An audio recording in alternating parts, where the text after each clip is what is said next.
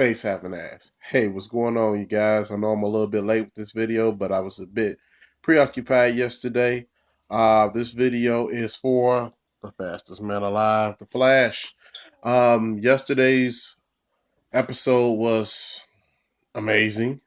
They have come up on five just really solid, well, it's either four or five, just really solid episodes.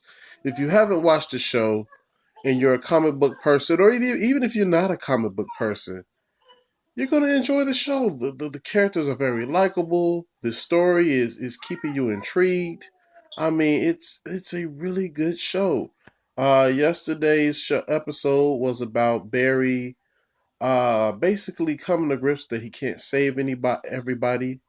Um, he tries to save someone, and they wind up getting killed, and he's dealing with that, and also coming across weaknesses and people learning those weaknesses and exploiting them, which hence to Captain Cold or Leonard Snout, depending on how you want to, go about, approaching them. Uh, Leonard is a bank robber. He's very inquisitive. He pays attention to detail. He's actually a pretty intelligent guy, and the Flash foils one of his plots, but he is the type of guy that doesn't take no for an answer. So he comes up with a new plan, and he uses this stolen gun, cold gun, as a means of hurting the Flash. And the science behind it is all awesome. It's basic science and understanding how molecules, because the Flash is moving so fast, so its molecules are accelerating at a high rate, and cold slows molecules down. It even affects with his metabolism and how fast he can recover. So that's like all of that is like really cool. And the other highlight of the episode was Felicity from Arrow. She was awesome.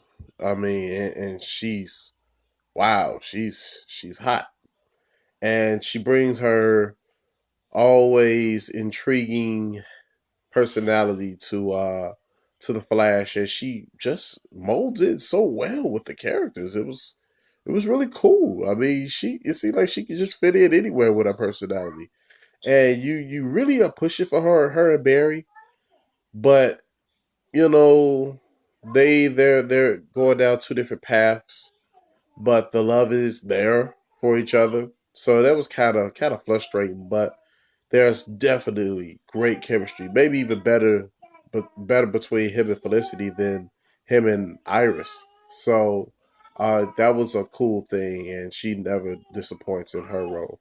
The only letdown in the episode was we're not getting enough of Edward Thawne and well Eddie, shall I say? Eddie Thawne.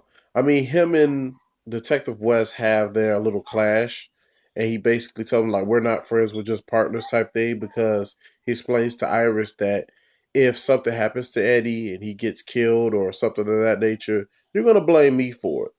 And that was actually a really nice take on it. Other than I'm your father and I forbid you to do that, they actually kind of humanized his reasoning why he didn't want Iris to date Eddie.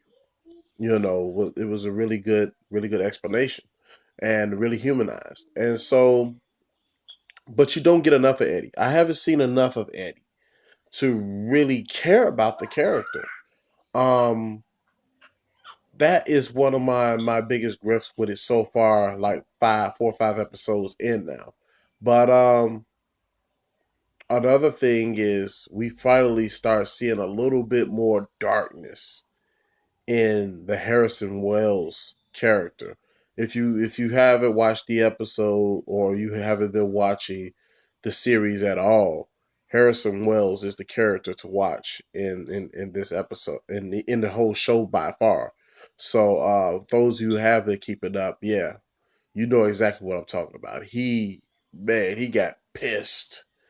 And yeah, I mean the episode was just cool, and then the very last scene, which ironically has nothing to do with Harrison Wells like the other episodes, is basically the birth of the Rogues, because another Rogue is being introduced into the fold, which is Heat Wave.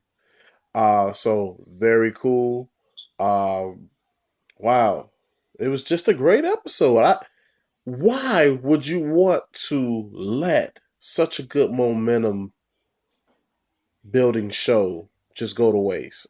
Grant Gustin is the Flash right now. If nobody never cared about the Flash character and they just started watching this show, you have just sold them the Flash. So why not use that? And I think he would be a great dynamic.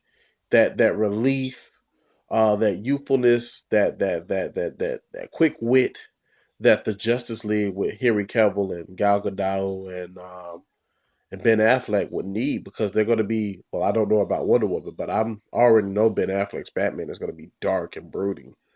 Probably the dark and most broodiness of all the Batmans. And Jason Momoa's Aquaman is going to be, this strong, doesn't break type character. You need characters to not make things a joke, but at the end of the day, be a lot more relieving of the stress that is going on in the situation.